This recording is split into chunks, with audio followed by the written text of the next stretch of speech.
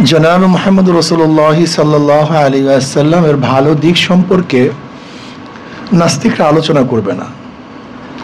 দেখবেন ইউনিভার্সিটির নাস্তিকরা আপনাকে বলবে যে তিনি আয়েশাকে কেন বিবাহ করলেন, অল্প বয়সী মানুষকে কেন বিবাহ করলেন, এতগুলি কেন বিবাহ করলেন, ঠিক না?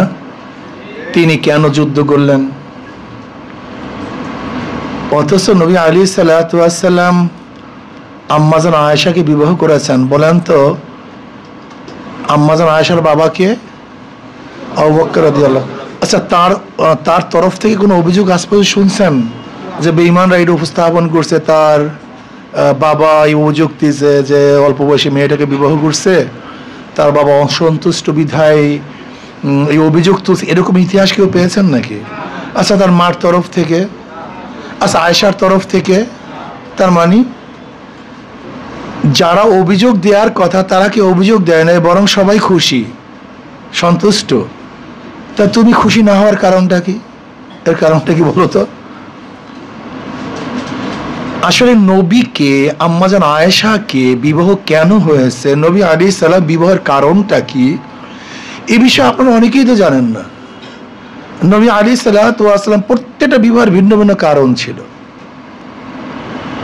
কোনো কারণ ছিল মাসালাগত কারণ, কোনো কারণ ছিল রাজনৈতিক কারণ, কোনো ছিল অসহায়কে শান্তি দেওয়ার কারণ। এগুলো সব নবী আলাইহিস সালাম যা কিছু করেছেন সবই কোনো না কোনো কি কারণ ছিল, একটা কারণ ছিল।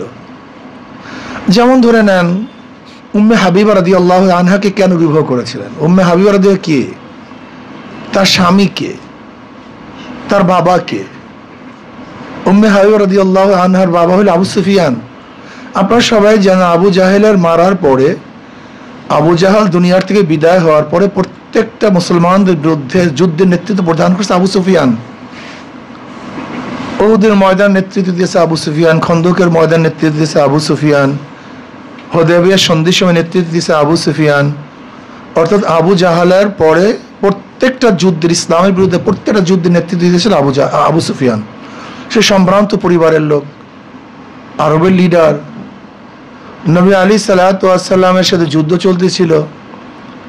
উম্মে হাবিবা রাদিয়াল্লাহু তাআলা আনহার ওবায়দুল্লাহ ইবনে জাহাশ তার স্বামী, সে যখন পদচ্যুত হয়ে গেছেন, নবী আলাইহিস সালাম উম্মে হাবিবা রাদিয়াল্লাহু তাআলাকে বিবাহের প্রস্তাব দিয়েছিলেন, বিবাহ বন্ধনে আবদ্ধ হয়েছিল। আমি বিস্তারিত বলবো না। আপনি কি জানেন তখন আবু সুফিয়ান রাদিয়াল্লাহু কি নবী আলাইহিস সালাম বিবাহের পরে আবু সুফিয়ানের মন্তব্যটা কি ছিল? আবু সুফিয়ানের মন্তব্য ছিল রাদিয়াল্লাহু, তখন তো ইসলাম গ্রহণ করে নাই, মন্তব্য ছিল এই যুবকের সাথে কোন দুনিয়ার যোদ্ধারা যুদ্ধে বিজয় অর্জন করতে পারবে না।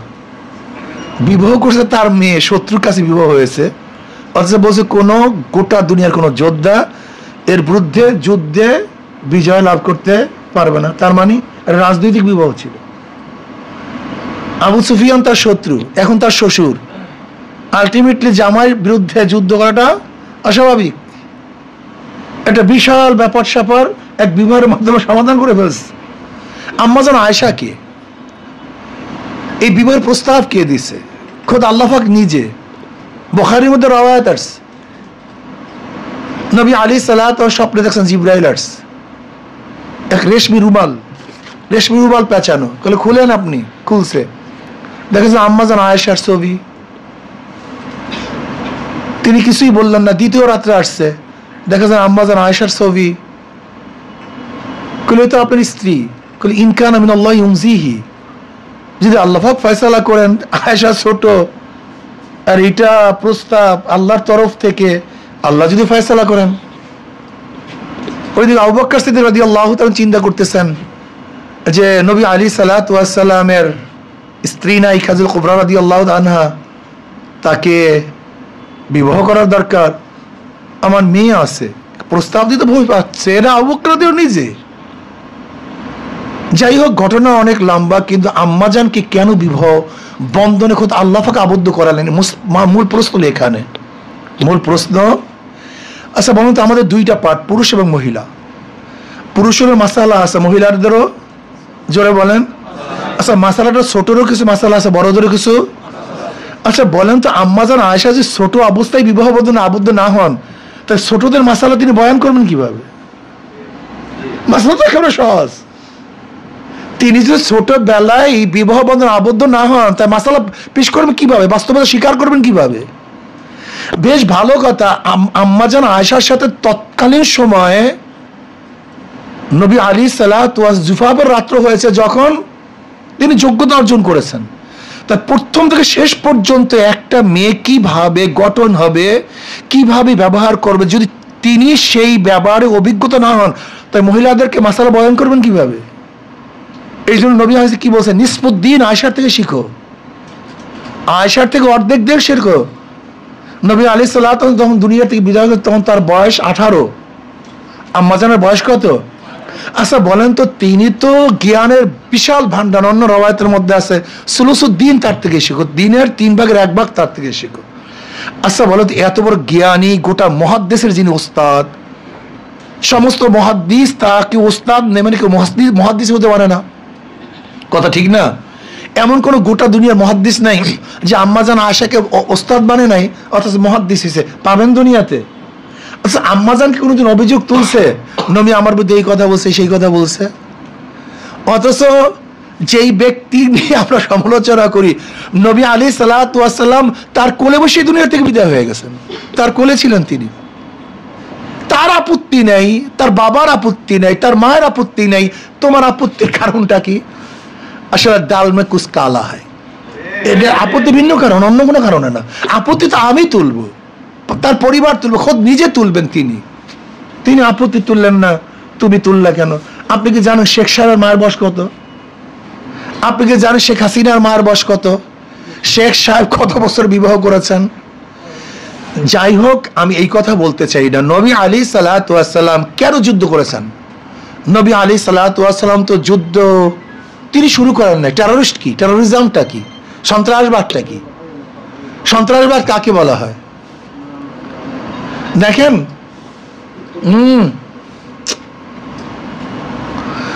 নবী আলাইহিসসালাম 13 বছর মক্কায় ছিলেন। কত বছর আপনারা জানেন? তার উপরে কি ঘটনা ঘটছে সবাই জানেন কম বেশি। প্রতিবাদ করছেন? প্রতিবাদ করেন না। যুদ্ধ করছেন? যুদ্ধ করেন নাই। 13 বছর নির্যাতিত হওয়ার পরে তিনি চলে আসছেন মদিনায়। আচ্ছা, দ্বিতীয় হিজরিতে নবী আলাইহিসসালাতু ওয়াস সালামকে যুদ্ধ করার জন্য গেছে না কাফেররা তার সাথে যুদ্ধ করার জন্য আসছে? আজীব ব্যাপার। নবী আলাইহিসসালাতু প্রতিহত করেছেন, তিনি যুদ্ধ শুরুই করেন নাই। তিনি তো যুদ্ধ শুরুই করেন নাই। কোথায় মক্কা, কোথায় মদিনা? এই বেঈমানরা নবী আলাইহিস চলে আসছেন, কিন্তু সেখানে এসেও তাকে দুনিয়া থেকে বিদায় দেওয়ার চক্রান্ত করছে। বেশ ভালো কথা, বিশাল বাহিনী নিয়ে আসছে দ্বিতীয় হিজরিতে। তার মানে নবুয়তের বয়স তখন 15। তখন নবুয়তের বয়স কত? 15 বছর। সেখানে আসছে কাফেররা তাকে হত্যা করার জন্য। এখন কি করবেন আপনি? কি করবেন আপনি? প্রতিহত করবেন না? বাধা দিবেন না? তা তো বলতেন কাপুরুষ। আপনি কি বলতেন? এটা কাপুরুষ, দুনিয়ার সবচেয়ে বড় কাপুরুষ, এর চেয়ে বড় কাপুরুষ দুনিয়াতে নেই। আজীব। তৃতীয় হিজরিতে উহুদের ময়দান, সেখানে বেঈমানরা আসছে, নবী আলাইহিসসালাতু ওয়াস সালাম জান নাই? বেঈমানরা আসছে। দেখেন চতুর্থ হিজরিতে বদর সোগরা, সেখানে বেঈমানরা আসছে, নবী জান নাই। পঞ্চম হিজরিতে খন্দকের যুদ্ধ, সেখানে ওরা আসছে, তাও কি সম্মিলিত জোট? আপনারা জানেন খন্দকের ময়দানে কাফেরদের সম্মিলিত জোট ছিল। সমস্ত কাফেরদের গোত্রের থেকে বিশাল এক 10,000 কাফের তারা আসছে নবী আলাইহিস সালাম দুনিয়ার থেকে বিদায় দেওয়ার জন্য। নবী গেছেন না ওরা আসছে, প্রতিহত করবে নাকি? আজীব ব্যাপার। এরপর ষষ্ঠ হিজরিতে হুদায়বিয়া সন্ধি সম্পর্কে জানেন, তারা যাবে উমরা করার জন্য, সেখানে যুদ্ধের কোনো পরিকল্পনা নাই, কিন্তু যেতে দেবে না। অষ্টম হিজরির অবস্থা আপনারা জানেন, ফতে মক্কা হয়ে গেল। ফতে মক্কার পরে নবী আলাইহিস সালাত উচিত কি ছিল বলেন তো? কি উচিত ছিল? কচু কাটা করা, যেগুলো আমার বাপ দাদার ভিটির থেকে তাড়িয়ে দিয়েছে, সব কিছু করছে, এত নির্যাতন করছে, অত্যাচার করছে, অবিচার করছে, এখন সবার আমার আয়ত্তে চলে আসছে। এখন কি উচিত ছিল বলেন তো? কচু কাটা করা উচিত ছিল না? কিন্তু নবী কি করলেন? আশ্চর্য বিষয়, ইনি যদি রহমাতুল্লাহ আলামিন না হয়, দুনিয়াতে রহমাতুল্লাহ আলামিন কে? ইনি যদি শান্তির প্রতীক না হয়, গোটা দুনিয়া শান্তির প্রতীকটা কে? জনাবে মুহাম্মদ রাসূলুল্লাহ সাল্লাল্লাহু আলাইহি ওয়াসাল্লাম কোন জমানায় আসছিলেন সবাই জানেন। জাহিলি যুগ, যেখানে মানুষের কোনো গুরুত্ব ছিল না, দাম ছিল না, মানুষের কোনো মূল্য ছিল না, গোলামদের কোনো দাম ছিল না, যেখানে যারা নিম্ন বংশের মানুষ তাদের কোনো মূল্য ছিল।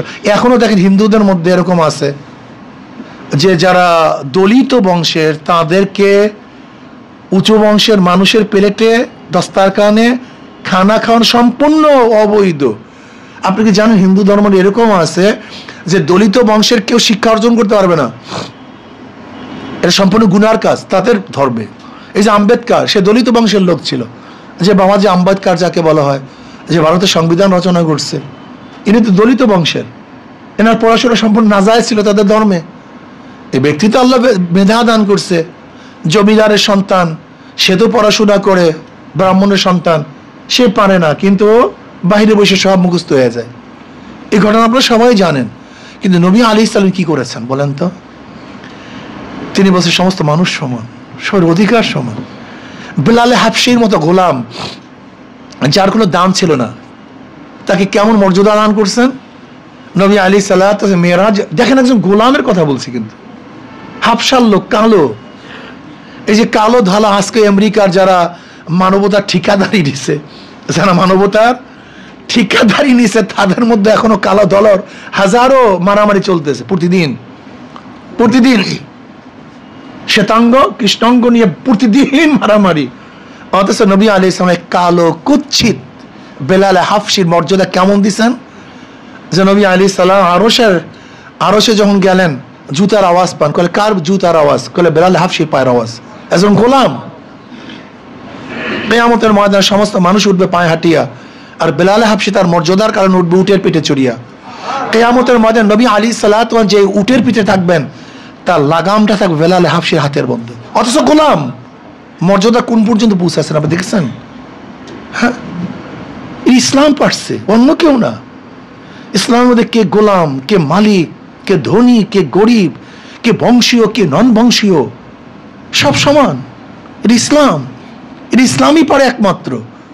আপনি জানেন ওমর ইবনে খাত্তাব রাদিয়াল্লাহু তাআলা আনহু, যিনি অর্ধ জাহানের বাদশা, আমাদের দেশের কাউন্সিলের সামনে আমরা যেতে পারি না, মেম্বারের কাছে যেতে পারি না, নাকি ভাই? ভুল বললাম নাকি ভাই? অথচ ওমর ইবনে খাত্তাব অর্ধ ইসলাম বুঝি না, আমাদের সমস্যা এখানে। ইসলাম বুঝি না, আমাদের সমস্যা এখানে। ওমর ইবনে খাত্তাব যিনি অর্ধ জাহানের বাদশা, তিনি যখন আপনারা জানেন বাইতুল মুকাদ্দাস যখন দখল করেছে মুসলমান, তখন সেখানে পাদ্রী বলেছিল আমাদের কেতাবের মধ্যে লেখা আছে তোমাদের যে আমির হবে সেইটার গেট খুলবে, কাজে তোমাদের আমিরের বাহিরে আমি চাবি দেব না। আমির মুমিনের কাছে খবর দেওয়া হলো, তিনি রাজি হলেন, রওনা করলেন। গোলাম উঠে রশি টানতেছে, হঠাৎ তিনি চিন্তা করছেন আমিও মানুষ, ও মানুষ। খুব ভালো মতো বুঝবেন ছাত্র বন্ধুরা, ইসলাম কি জিনিস বুঝতে হবে আপনাকে। ইসলাম তো আখলাকের নাম, ইসলাম চরিত্রের নাম, ইসলাম আদর্শের নাম, ইসলাম নীতির নাম, ইসলাম মানবতার নাম। এটা আপনাকে বুঝতে হবে বাবা, অবশ্যই বুঝতে হবে আপনাকে। আজকে দেখবেন ব্রিটিশ আমাদের মধ্যে উঁচু নিচু সৃষ্টি করছে। আরে ভাই আমি গেছি, আমাদের ওখানে তো বড় বড় অফিসাররা সবসময় আসে, চরমনাইতে বড় বড় অফিসাররা আসে, ডিআইজি আসে, অফার র্যাঙ্কের যারা আছে, আইজি। অথচ তাদের যারা পুলিশ টুলিশ, তারা তো ধারে কাছেও আসতে পারে না। আমি কবি ওনাকে ডাকেন না কেন?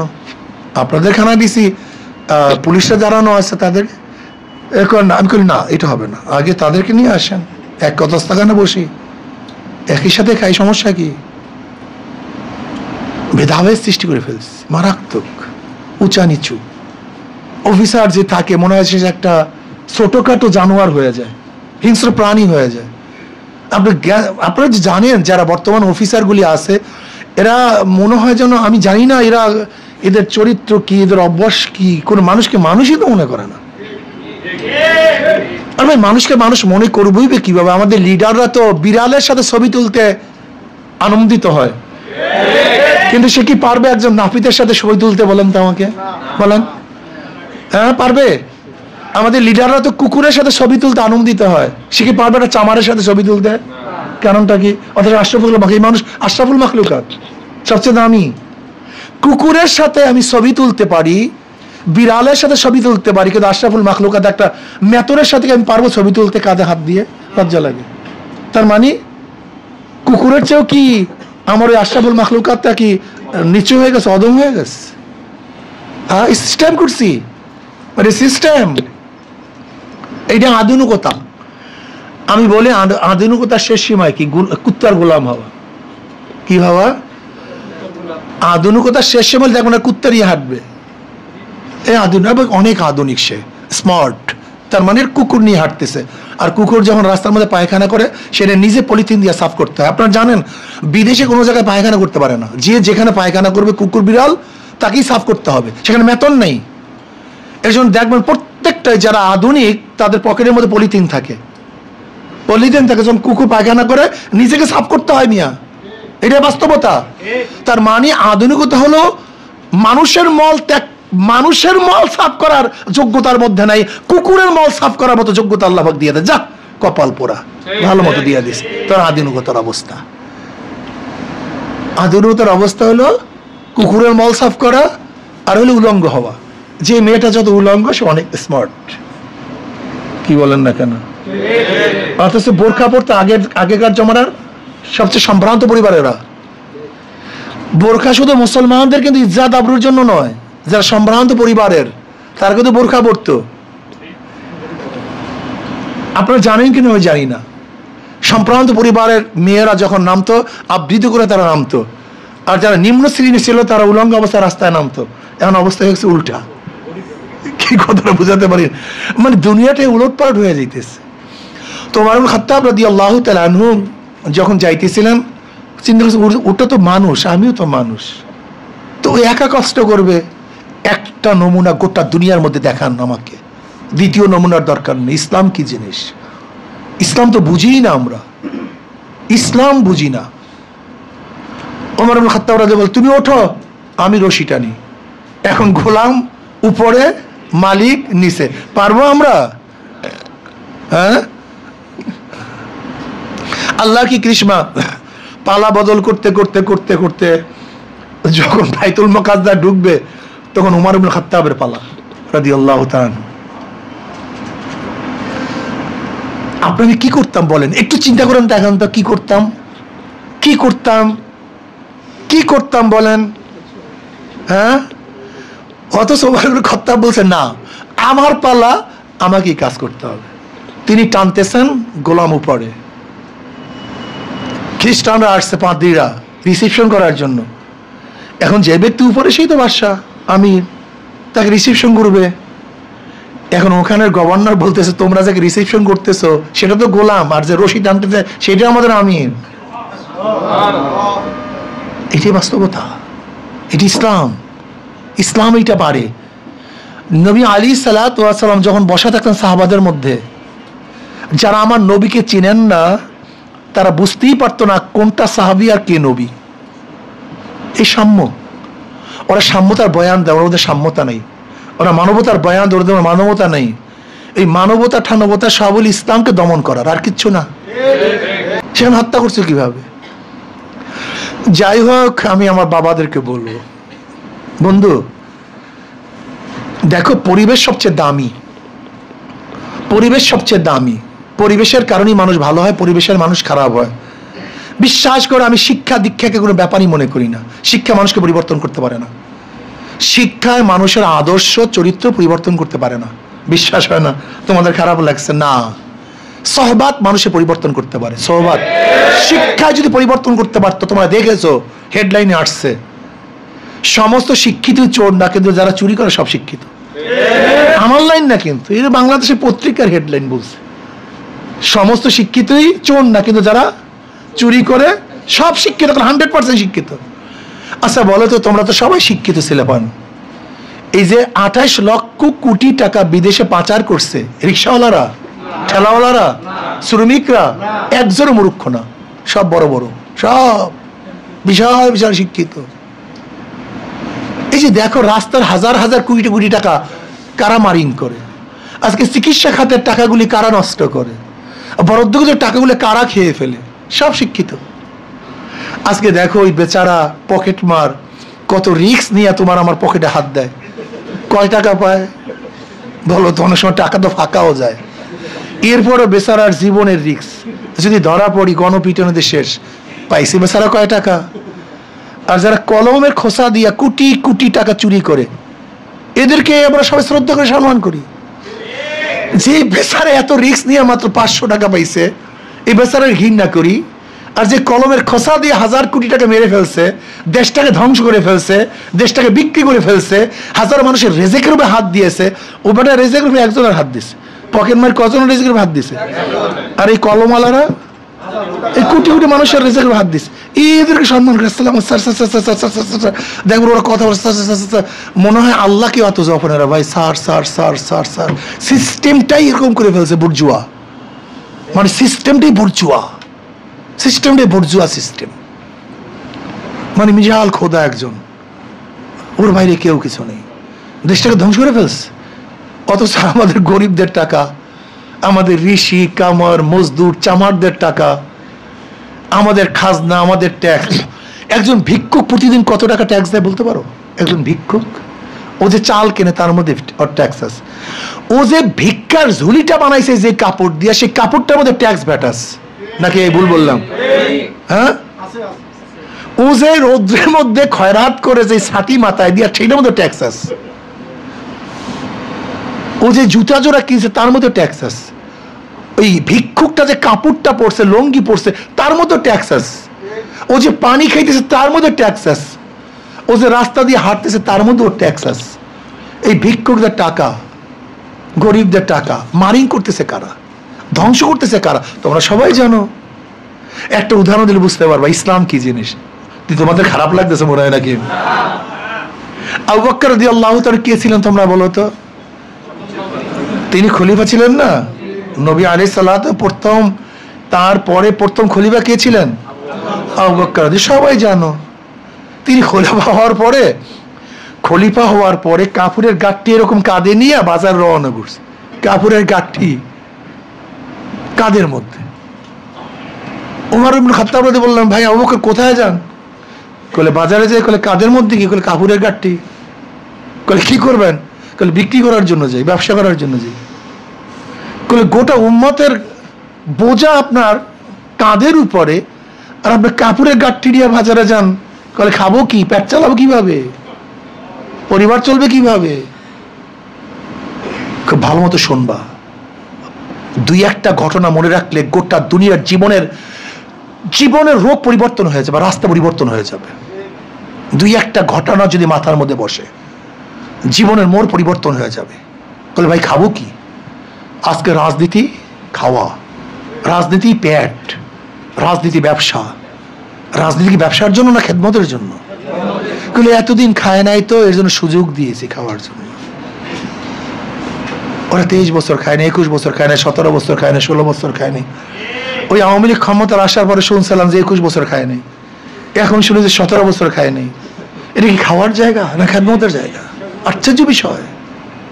এটা কি খাওয়ার জায়গা না খেদমতের জায়গা? তো আবু বকর রাদিয়াল্লাহু কাঠি না রওনা করছেন। বলে খাবো কি ভাই? বলে আসেন বাইতুল মাল থেকে আপনার জন্য কিছু ভাতা বরাদ্দ করি। আমার মা বোনেরা শুনবা খুব ভালো মতো, পর্দার আড়ালে যারা আছে, ইসলাম কি জিনিস বোঝার চেষ্টা করো। একটা ঘটনা গোটা দুনিয়ার কোন রাজনীতিবিদরা পেশ করতে পারবে না আমাদের থেকে যে ঘটনা প্রকাশিত হয়েছে। জানেন তার বেতন ছিল কি? বাইতুল মালের থেকে একজন সাধারণ মধ্যবিত্ত ফ্যামিলি চলার জন্য, মধ্যবিত্ত ফ্যামিলি চলার জন্য যেই পরিমাণের টাকার প্রয়োজন, ঠিক এই পরিমাণ মধ্যবিত্তি। আর আমাদের খয়রাতি দেশের গিয়া দেখেন গণভবনের অবস্থাটা কি, গণভবনের অবস্থাটা কি। আমাদের দেশের খয়রাতির একটা ডিসির বাংলুরের অবস্থা গিয়া দেখেন। অথচ এখন হাজার হাজার প্রত্যেকের মাথার উপরে 1,20,000 টাকা ঋণ আছে। এই যেখানে এখানে আছে বর্তমানে কত টাকা ঋণ? 1.5 লক্ষ। এখন বাড়ছে না? 1.5 লক্ষের উপরে ঋণ এই প্রত্যেকের মাথার উপরে। যেখানে আমরা ঋণগ্রস্ত, প্রত্যেকটা আজকে যে সন্তানরা জন্মগ্রহণ করবে সেও 1.5 লক্ষ টাকা ঋণ নিয়ে জন্মগ্রহণ করবে। সেখানে দেখবেন ডিসির একটা বাংলুরের অবস্থা কি, একজন সচিবের অবস্থাটা কি, একজন সচিবের পিছনে, একজন ডিসির পিছনে কি পরিমাণ, আল্লাহ ওরে খোদা রে, কি পরিমাণ যে খরচ করে বিশ্বাস করবেন না। এই ব্রিটিশ ল, ব্রিটিশ ওদের মাধ্যমে ওরা নিজের ক্ষমতা টিকায় রাখতো, সেই লটা এখনো আছে। ওদেরকে এমন ভাবে প্রশিক্ষণ দিছে, ওরা সরকার বাস পিটাইয়া ফুটাইয়া আবি যাবে কইরা আমার সরকার গড়ি টিকাইয়া দাও। যাই হোক, এই কথাগুলো বললে আবার ওরা ঠেইপে না কিছু ইনসান করে, হুজুর যেন ক্ষমতায় না আসে, কোন ঝামেলায় পড়ি মিয়া, কথাও বলতে পারি না। যাই হোক, মধ্যবর্তী ফ্যামিলির আমার মা বোনেরা খুব ভালো মতো বুঝবা, কোনো জায়গায় ভালো বিবাহ হইলে স্বামীকে বলবে একটা ঘুষ খাইতে পারবে, তাকে যে সংসার চালাবার জন্য পয়সা দেওয়া হয়, টাকা দেওয়া হয়, তার থেকে কিছু কিছু কিছু কিছু জোগাড় করে করে অনেকদিন পর হাতি দিছে, এবার মিষ্টি আনেন, টাকা পাইলে কই? আমার মা বোনেরা খুব ভালো মতো বুঝবেন, বেশি টাকা হাতে দিলি প্রশ্ন করবেন স্বামীর কাছে, টাকা পাইছো কই? একটা স্বামী সোজা হয়ে যাবে যে চোরা টাকা দিয়ে আমার সন্তানের রক্ত গোশত আমি করবো না, বলে দেবেন স্পষ্ট, আমি না খেয়ে থাকবো, আমি শাড়ি একটা পরবো। ফাতেমা রাদিয়াল্লাহু আনহার অনেক সময় কাপড় ছিল না, একদিন নবী আলাইহিস সালাম ঢুকছে, ফাতেমা বলতেছেন রাদিয়াল্লাহু আনহা, আব্বুজান পরে ঢুকেন। তাহলে কেন? তাহলে কাপড় তো শুকা দিছে, আপনার কাছে আসবো, সেই কাপড় আমার কাছে যেটা ছিল ধুইয়া কি করছি, ওটা শুকাবে, পরবো, তারপর আসবো। ইসলাম বুঝতে হবে তোমাকে আমাকে। অনেকদিন জোগাবার পরে টাকা দিস, মিষ্টি আনেন, টাকা পাইছো কই? কইলে আপনি যে আমাকে দিয়েছেন তার থেকে কিছু কিছু কিছু কিছু করতে করতে এটা, কইলে এটা তো অতিরিক্ত, এই টাকা তো আমার লাগে না। মিষ্টি আনেন নাই, সেই টাকা বাইতুল মালে ফেরত দিলেন। এর নাম মুসলমান, এর নাম আমানতদার, এর নাম ইসলাম। আচ্ছা বলতো, এইমাত্র যে ঘটনাগুলো বলছি, যদি কোনো শাসকদের চরিত্রের মধ্যে 100 ভাগের 1 ভাগও থাকতো, তাহলে দেখো তো বাংলাদেশের অবস্থা কেমন হইতো, সুখবর বলতো, কি অবস্থা হইতো? হ্যাঁ, তোমরা ভেবেছো কি ডক্টর হইলি দেশ উন্নতি হয়ে যাবে? সবাই যত বেশি শিক্ষিত, বড় বড় শিক্ষিত হবে, তত বড় বড় চুরি হবে, যদি আদর্শ না থাকে, আদর্শ চরিত্র না থাকে। শিক্ষা মানুষকে পরিবর্তন করতে পারে না। যদি পরিবর্তনই করতে পারতো, তাহলে আজকে যত টাকা বাংলাদেশে নষ্ট করতেছে, যত অবৈধ কাজ করতেছে, কারা? আচ্ছা বলো তো, তোমার এখানে ল ডিপার্টমেন্টে আসো, তোমার ল সম্পর্কে ভালো মতোই জানো যে একজন কনভিক্টেড আসামি যতক্ষণ পর্যন্ত হাজিরা না হবে, ততক্ষণ পর্যন্ত তার খালাস বা জেল জুলুম কিছু হাজির হতে হবে, নিয়ম। কিন্তু আজকে আমাদের অবস্থা কি বলো তো? বিদেশে থেকেও খালাস পেয়ে যায়। এখন আইন আছে, তা তোমার জন্য আমার জন্য তো বাংলাদেশে একই আইন নাকি ভিন্ন আইন? তা ভিন্ন হইল কিভাবে? রেফারেন্স হয়ে যাবে তো, reference high court, supreme court reference. আপনারা জানেন, এই যে দেখেন না ওই উকিলদের ইসের মধ্যে বিশাল অনেকগুলি বই, এত কিছু বইগুলি কিসের? সবই রেফারেন্স। গোটা দুনিয়ার কোন কোর্টে, কোন হাইকোর্ট, কোন সুপ্রিম কোর্ট, কোন কেসে কি রায় দিছে, সবই রেফারেন্স। যত বুক দেখেন সবই রেফারেন্স, ব্রিটিশ ল রেফারেন্স। যদি কেউ হত্যা আসামিকে কোনো কোর্ট খালাস দিয়ে দেয়, রেফারেন্স হয়ে যাবে যে অমুক খালাস পাইছে, আমি কেন পাবো না? আজকে যে রেফারেন্স আপনারা করছেন, ভবিষ্যতে কোর্ট চালাবেন কিভাবে? আমি বলবো তো আমিও তো পাবো, অমুক দিন অমুক তারিখ অমুক কোর্টে অমুককে অনুপস্থিত অবস্থায় যে খালাস দিতে পারে, তা আমাকে দিবেন না কেন? কি কথা বলেন না কেন? আপনি তো দিচ্ছেন অমুক দিন অমুক তারিখ অমুক সময় অমুক জায়গায় এই কেসের নাম্বারে অমুককে যদি আপনি খালাস দিতে পারেন, তা আমিও তো এখন খালাস চাই, আমাকে দিবেন না কেন? রেফারেন্স। যাই হোক, শিক্ষায় অনেক শিক্ষিত আছে, লেকিন আদর্শ আর চরিত্রে আমরা একেবারে বিসমিল্লাহ শুরু, সোহবাত ছাড়া হয় না। আকুন মা সাদিকিন। আমি আমার মুসলমান বন্ধুদেরকে খাস করে বলবো, অন্য ধর্মদেরকে বলবো, ইসলাম সম্পর্কে জানেন, ইসলাম বুঝেন, নবী আলাইহিস সালাতু ওয়াস সালাম সম্পর্কে জানেন।